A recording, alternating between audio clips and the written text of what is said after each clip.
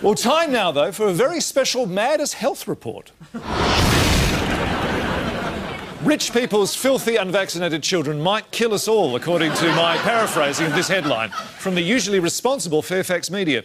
In fact, so alarmed was I didn't even read the rest of the article. I got right to work putting together this story, and as I was cutting and pasting stuff I'd Googled off the internet, I came across this. Anti-Vacci-Nation Network Inc., because every issue has two S's in it, I assume it goes on to say. I didn't have time to click on the entry, but I got a pretty fair idea of the anti-vaccination argument from what I read of the search menu item, and it seemed pretty sound. But then I was trying to erase the hard drive of my PVR when I came across this bit of accidentally taped Sunrise episode.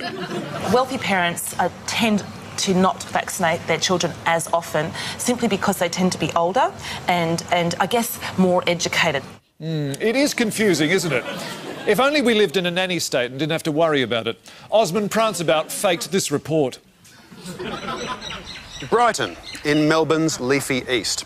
Wide roads, beautiful houses, trees, grass, signs, shops, people, parks, nature strips, shrubs, roads, footpaths like these, puddles, ants, coffee shops across the street, chairs, driveways over here, cars, letterboxes.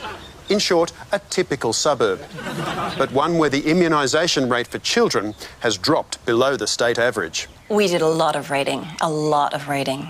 I mean, when you're in the waiting room waiting to see a doctor to get immunised, there's not much else to do, is there? So we left. We simply don't have the time to waste. Aren't you worried about your daughter contracting a disease like measles, mumps, rubella, TB, meningitis, polio, encephalitis, typhoid? Alaska will be attending a private school, so I don't imagine she'll be mixing with the sort of children that would have that kind of disease. I know a lot of parents will be doing the same thing. So who's right? In an experiment conducted by Mad as Hell, we placed 3 vaccinated children and 3 non-vaccinated children in a room filled with germs and told the children to lick the floor. The results were surprising. Meanwhile, Dawn Gwangi and Troy Lefevre are part of the Victorian State Government's trial program of compulsory children's vaccination. Patrolling the streets of Melbourne in their unmarked ambulance, their job is to surprise and inoculate as many children as they can find. Injecting a child with a syringe against their will is not as easy as it sounds. You've got the children's lawyers chasing it down the street, and the children themselves are escaping because all the nets have got holes in them. The Victorian Minister for Compulsory Inoculation, Robert Helpman, wants to wind back Melbourne's child immunisation rate to, in her words, 100% or even more. I don't know what all the fuss is about. It's no different from the Brazilian death squads. Except that you end up free of disease. But while the problem seems simple enough, the solution is seldom as uncomplicated. The devil, as they say, is in the detail. Yeah, it's difficult to know whether a child is immunised or not without access to medical records. So how do you know who to immunise? Oh, we don't. We just grab whoever we can get our hands on. Sometimes we get lucky. There's one, Troy. Mum's dropping her off in a beamer. Onto it.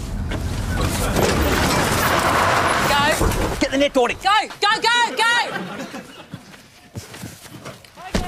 Easy, mate! Get the needle! Gordy, the needle, now! The big one! On this occasion, though, Dawn and Troy are not so lucky. The private schoolgirl they forcibly vaccinated is, in fact, ABC TV star Chris Lilly, making what he told police was a personal appearance. The bad news is that Dawn and Troy will be charged with assault. The good news is that Chris won't be catching rubella this year, unlike all 6 children in our Lick the Floor experiment. Osmond Pranceabout for Mad As.